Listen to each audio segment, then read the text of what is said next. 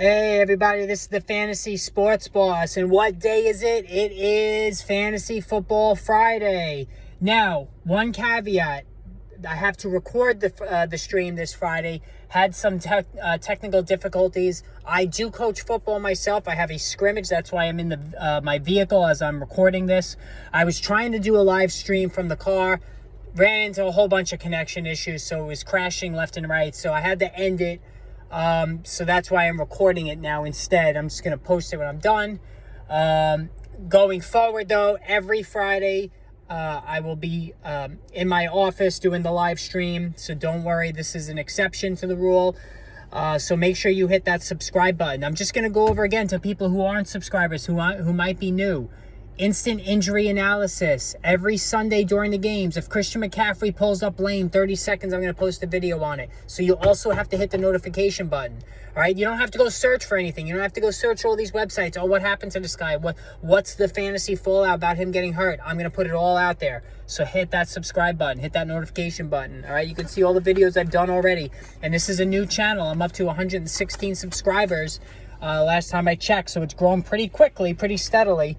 Multiple new subscribers every day, and I want that to continue. And I'm going to be bringing you all features and overrated, underrated, crisis point, player analysis, all that stuff. Constant videos being posted as things unfold. So what I wanted to do today is share with you guys the draft results of one of the two main leagues that I take part in. These two leagues stand above any other league that I'm in terms of importance and the high stakes and you know, being with colleagues or friends and whatnot. So we started this draft because we had a hard time, of course, agreeing on a draft date and time and all that other nonsense. So we started to do a text draft, and actually, you know what? It worked out pretty good. I mean, it's a little slow at times when, you know, especially when a person who's picking is busy, but you know, there's been a lot of trash talk. It's been fun with the memes and all that stuff. And I had the fourth pick in this draft. All right. So, and to put your money where your mouth is, I'm sharing with you guys my results so far. All right. And again, I tell you guys how to handle drafts and who you should draft and where you should draft them and all that other stuff. So I'm going to share with you what I have so far. Right now, we're in the 10th round. 1, 2, 3, 4, 5, 6, 7. I have 9 players on the roster. All right. So I had the fourth pick, and I was hoping right off the bat for Justin Jefferson, and that's exactly what transpired. The first 3 picks went Jonathan Taylor, Christian McCaffrey, and then Derrick Henry. So Henry was a little bit of a surprise. I thought it was going to be Eckler or Jefferson, but Jefferson fell to me. I wasted all of 5 seconds and said, that's my guy. I want Justin Jefferson. Because, again, I've really moved more towards drafting a receiver in the first round because of the extreme volatility and fragility of the running back position. You really need to nail your first round pick in fantasy football. Extremely important. Very tough to win your league if your first round pick washes out, as the Christian McCaffrey owners last year or Derrick Henry owners last year can attest to. All right, so I took Jefferson first. Now, my hope coming back was that Leonard Fournette or Aaron Jones would be there. All right, so I was hoping one of those two would be there coming back at pick 21. And that's exactly what happened as well. I ended up with Leonard Fournette in round 2. Now, I like Jones went right before Fournette, or else I would have had a tough decision to make because I like both guys equally. But I do like Fournette. I know the whole Tom Brady turmoil is going on right now, but I think he's ultimately going to play. Fournette catches a ton of passes. He's an 80-catch guy when he's healthy, or healthy enough, because he's never truly healthy. He misses games every year. But he's got very little competition for touches. Rachaad White, the rookie, you know, he's earning plaudits and he's got pass-catching ability. But this is the Fournette show no matter what. So I was very happy to land Fournette in round 2 because when I go receiver round 1, I have to get the running back in round 2 because I want the anchor running back. And then I'm going to go hammer receivers and tight end and quarterback from that point on. So round 3, then, it was back to receivers. And the guy I wanted was Michael Pittman, and he was there. So the first 3 picks went exactly as how I planned it. I had Jefferson, Fournette, Pittman. That was my optimum 3, and I got all 3. And I think Pittman, top of the 3rd round, is where he's generally going. I think Pittman is going to be tremendous. If you're a betting man, he is on my short list of leading the entire NFL in receptions this season. There's very little target competition on the Indianapolis Colts. They may run it a little bit too much to not allow that bet to pay off. But Pittman has been on this nice upward trajectory on his development. I think he's going to be great. Round 4, got another receiver, another guy I wanted, Allen Robinson. Allen Robinson, I give him a mulligan for last year. He was done playing for bad quarterbacks, done playing for horrible organizations. I pleaded with the guy on Twitter, just sign with a team that can win this year, and he did just that. Went into the perfect situation with the Rams where he's going to have Matthew Stafford chucking to him all season long. I think with Cooper Kupp getting double-teamed a lot, I think Robinson really is going to put up some big numbers. He could catch 90-plus passes for 1,200 yards and 10 touchdowns. I think he's going to go double-digit touchdowns. He's really going to benefit from Kupp being on the other side. Love that pick for Allen Robinson in 4th round. So I have all 3 receivers filled at this point, and then I have Leonard Fournette. So the quarterback run began at this point, and it really hit hard, and it hit quickly. All right, Josh Allen went. All right, then Pat Mahomes went. Then Justin Herbert went, and I'm thinking, I really don't want to miss out. If I pass on a quarterback, and I'm never a fan of taking quarterback early, but when the run happens, you almost feel that pressure, and I did succumb to the temptation. I took Lamar Jackson in the 5th round. I preached being, the guy that take the 12th best quarterback and then back him up with Trey Lance or Dak Prescott, whoever that 13th quarterback is, but I went against that. I took Lamar Jackson. I really do love Lamar Jackson. He was one of my guys. Him and Jalen Hurts were the 2 that I was really considering if I did make an earlier play. And so I was happy with Jackson. I think he's going to be tremendous. So I took the plunge on Jackson. So now I have my quarterback, all right? At this point, I need the second running back, and I need a tight end, and I need a flex. In round 7, I took Chris Godwin. I'm a sucker for Godwin. I had him last year. He was phenomenal until he got injured. It looks like he's going to be ready to go week 1. Now, the only issue for me now with Godwin in week 1 is he's going to play a full allotment of snaps. They don't have to. They have, Julio Jones, and, they have quite a bit of, help. Mike Evans, obviously. They don't need to force Godwin to play, in other words, or play a full allotment of snaps. And that's the only thing I'm worried about. So I may not even play Godwin in week 1, but I think this is a good long-term investment because he's Tom Brady's favorite target, at least over the middle and in the slot. The touchdowns won't compare to Mike Evans, but I think Godwin, he's a low-end wide receiver 1 in PPR leagues when he's right. So if it takes all September to ramp him up, I'm fine waiting a little bit. So Godwin is now my flex. So at this point, then, I need that second running back, all right? And Chase Edmonds was there. The guy I wanted more than any other running back in terms of not being a first or second round guy was Edmonds. I did a video earlier today that I posted why I think Edmonds is a true league-winning running back. I'm not going to go over all the details again. Just go watch that video. Long story short, he's going to catch 60 passes at least. He's got the juice. He's averaged, 4.5, 5 yards every time, almost every year of his career. He's got the juice to pick up yards in big chunks. Raheem Mostert really is the only competition, and we know he can't stay healthy, so the touchdowns might be there as well. He could get 8 touchdowns, 60-plus receptions, and over 1,000 rushing yards. That is tremendous value from a guy that I took in the 7th round, so I got my second running back, and I'm loving it. So, obviously, I need a third running back. I have the flex with Godwin, but I still wanted to get another receiver as well. So, I went Rashad Penny in round 8. Penny's usually not my cup of tea because he doesn't catch passes and he's hurt a lot. But you know what? I was fine with that there because the touches will be there. They're going to run a lot since Geno Smith is under center. They're not going to trust Geno Smith to air it out. Kenneth Walker is injured. So the number should be there. And we all know he went nuts, 130 rushing yards plus in 4 of his last 5 games last season. So, listen, Penny is a tremendous pure runner. And I think he's going to really pay off until the wheels fall off health-wise, at least for the time being, and he gives me a depth piece.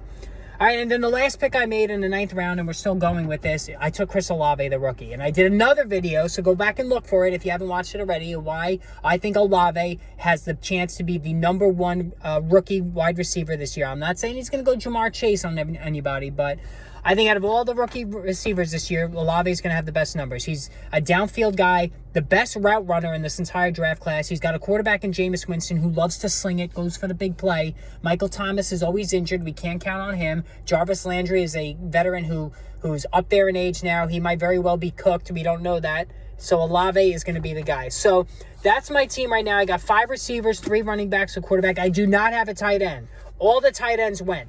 Cole Kmet, I was looking at him. Hawkinson was the last, big name guy to go. And then Cole Kmet was taken. So I'm just going to use my very last pick, which will be in the 15th round. So we're in the 10th round now. I'm going to use my very last pick on a tight end. I'm hoping it's David Njoku because I really like him. If it's not him, then I'll look Austin Hooper, Evan Engram, Albert O, one of those guys, and I'll just try to pick up a tight end. Or Isaiah Likely. I think I might take Isaiah Likely maybe in the last round and pick, Albert O or Njoku in the 14th round. Maybe take 2 tight ends to round it out because I do really like the way Likely played this preseason. But always expecting a rookie tight end to do anything is kind of a dicey proposition. So also, I want to remind you guys on the live stream on Friday, and again, I apologize that this one's not live. I had some technical difficulties, so I'm not in the office, but I would have the chat going. I also take questions during the show, and I'm hoping to have some good guests on as well. So make sure you always submit questions as well. And you can also follow me on Twitter at RotoBoss. All right, you can follow me on Twitter at RotoBoss. That would be another good thing to do as well. All right, so with that said, a couple of things I noticed too with this draft was that Trey Lance went in the 9th round of this draft that I was telling you about. And you might say, what kind of morons are you playing with? And you're a moron too if you let him get this far down into the draft and not take him. Duly noted, and that's fair on paper. But what happened with Lance now is there is fallout from Jimmy G having his contract restructured, making him the highest paid backup quarterback in the NFL. A young quarterback like Lance, who's only made 2 NFL starts, didn't play much in college. You have to wonder if the pressure will get to Lance with the looming shadow of Jimmy G behind him. Say what you want about Garoppolo. He wins games. He's taken the 49ers to 2 NFC championship games. He's not everybody's cup of tea, but the guy wins games. He does a serviceable job. He's solid. Kyle Shanahan has got a ready-made team here that can make the playoffs and possibly make some noise. They got the offensive weapons in George Kittle and Brandon Ayuk and Deebo Samuel. They have a solid running back in Eli Mitchell. They have good defensive players.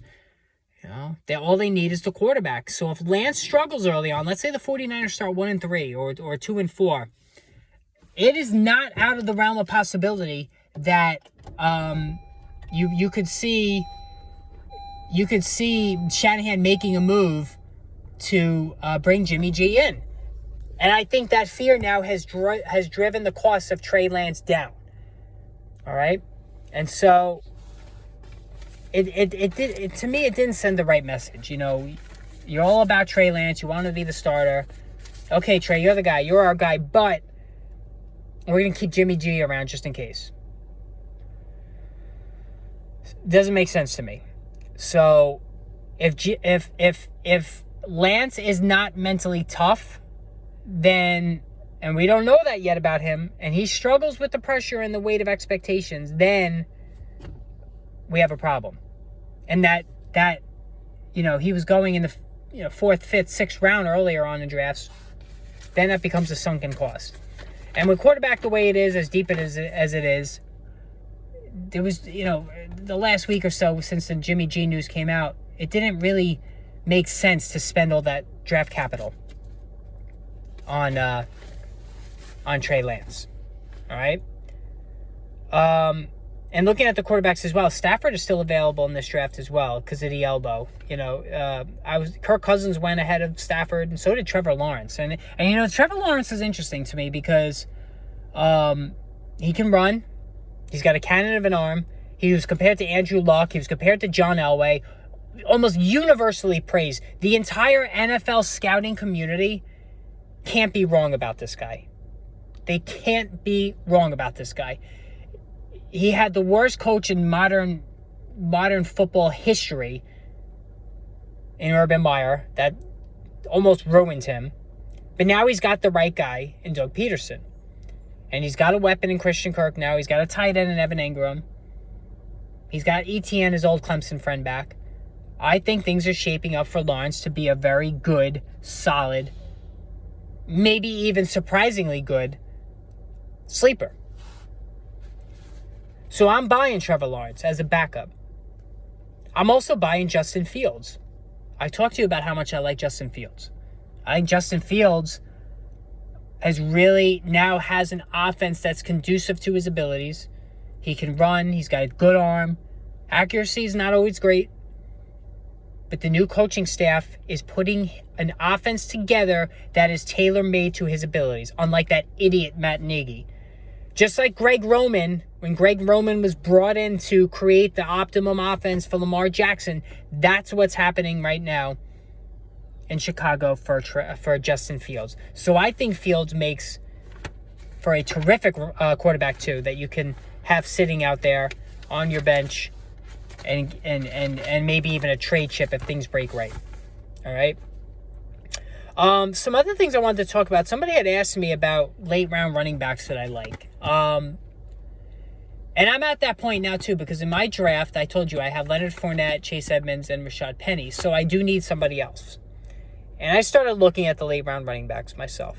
I was really pissed I didn't get Ramondre Stevenson. You know, a couple of guys I really wanted that I missed out on. Ramondre Stevenson was one of them. Christian Kirk was another. Those were Cole Kmet. Those were guys I really wanted that just got swiped out away from me. Rashad Bateman, since I had Lamar Jackson, I really wanted Rashad Bateman. So those hurt. But as far as the late round running backs, I'll give you some names. First of all, Antonio Gibson. Antonio Gibson is not a late round running back, so I shouldn't throw him in there. His ADP never really completely sank, even though Brian Robinson had been given a starting job, so I'm not going to give you that. But Michael Carter, I've been saying all along, and you all know that I've been knocking Breece Hall all summer. Michael Carter is going to catch a lot of passes in this Jets offense. He's going to be on the field during the hurry-up, catching a lot of dump-off garbage time throws. All right? He can run. He's got juice in his legs. He also can break tackles for a smaller guy. Now, injuries are always an issue with him. And Breece Hall is not going anywhere. There's going to be a 50-50 split, probably. Maybe some Ty Johnson sprinkled in. Maybe Breece Hall gets more of a leash later on in the season. But Michael Carter might even get more snaps than Hall early on. And that's why I've been telling everybody to fade Breece Hall. And at the very least, even if Hall gets first and second down duty, Michael Carter will be the pass receiving back. So I think Carter makes for a decent late round pick at the running back position. So does Darrell Henderson. And a similar situation here to Carter and Breece Hall. You have Cam Akers, who still doesn't look right. He's still banged up, coming off that awful Achilles injury. No running backs never come back in the same physical shape that they were in before an Achilles. It's death for a running back. And Henderson played well. He was like the running back 7, I think, for the first month of the season last year before he wore down and dealt with injuries. You know, there is a cap on Darrell Henderson when it comes to how many touches he could get before he gets hurt as well. So Darrell Henderson, I think, with his very late round ADP, is somebody I would look into as well. Nyheim Hines. You know, we hear this every year with Nyheim Hines. Oh, he's going to be a big part of the offense. Going to be a big part of the offense. Well, this time I really think Frank Reich means it. He doesn't want Jonathan Taylor. He's been saying from the very beginning of training camp, I don't want to rely on Taylor too much. I don't want him to get hurt. I don't want him to get worn down. We need Nyheim Hines. And Hines has ability. He can catch the football. One of the best receiving backs in the NFL. He also can run. He's got some solid ability as a runner as well. Not really between the tackles. They got to put him out, stretch him out a little bit. But Hines makes for a good late round running back. Now, James Robinson, he's got he's got injury issues himself. You know, we don't know what kind of condition he's going to come back in, but he's been cleared. ETN is not going to get the lion's share of touches as far as running plays are concerned. He's excellent in pass protection. So I think Robinson is somebody you could look at as a late-round pick. And again, the margin of error on late-round picks is not anything to worry about. So making these picks is not going to make or break you. And then Khalil Herbert. I think Khalil Herbert is the better running back between him and David Montgomery. The Bears seem committed to Montgomery, though, at least in maybe a 60-40 timeshare.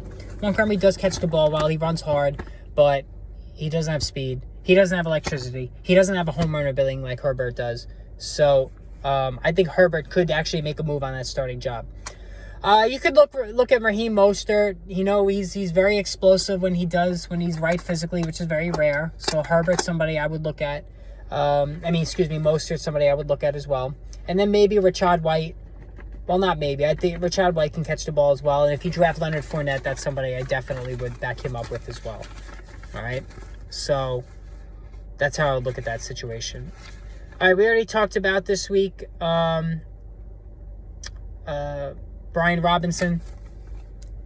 There's a picture that was released of Brian Robinson. He was on crutches. Things are looking good for him. He should be able to make it back all right. Hopefully in October. Antonio Gibson will be the starter until then. And Gibson will do all right. As long as he doesn't fumble, which is what got him into trouble and into the doghouse in the first place. So, there's potential still with Gibson. All right? There is still potential. There's still some usefulness there.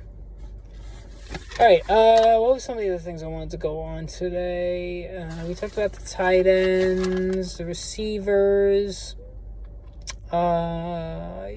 DeAndre Hopkins. So he's still available in my draft as well. And I made a notation on DeAndre Hopkins because I might want to think about taking him now in the 10th or 11th round of this draft that I'm in. Listen, if Hopkins makes it, he's out for 6 games with suspension, and he wasn't exactly lighting things up when he was on the field last year. But if Hopkins is sitting there in the 10th or 11th round of your draft, why the hell not? If you've stacked a receiver pretty good, and I got 4 receivers already, why not? You talk about a guy that's got high-end ability that you can get very late in the draft. That's always a winning proposition. Not always, but that's usually a winning proposition. You can get a guy who's been a wide receiver 1 throughout his career, who now is probably more of a wide receiver 2, but if you can get him in the 10th or 11th round, when it's mostly wide receiver 3s, 4s, not even 3s, mostly 4 and 5s, then you do it. So yeah, you got to wait, 7 weeks to finally use him. But, it's DeAndre Hopkins, and this is a very good passing offense with Kyler Murray, and I know Marquise Brown is there. I know they want to get, Rondale Moore more involved, but I'm telling you, if Hopkins is sitting there for me in the 10th or 11th round, I might just take a shot. Strengthen your bench as much as possible. And week 7 is when Justin Jefferson is on a bye.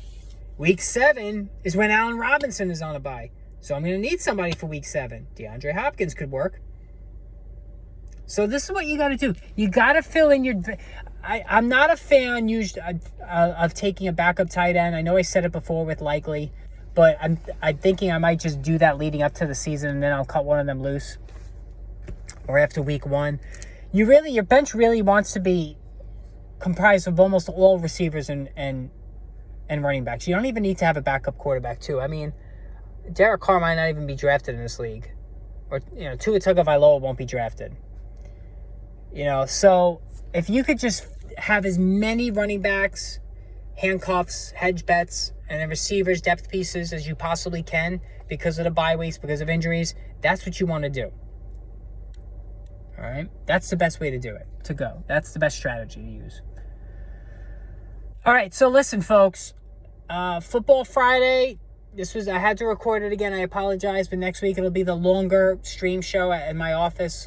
Usually an hour and a half to 2 hours I do. I'll be taking your questions. So again, hit that subscribe button, all right? Because there's going to be a lot of videos this week. I'm going to be previewing things this week as well, continuing with my rankings and anything else that comes down the pike. So make sure you do that. All right, everybody, we will talk soon. Everyone, take care. And again, submit your questions. Follow me. Hit the subscribe button. You name it, do it. And we'll talk soon. Take care.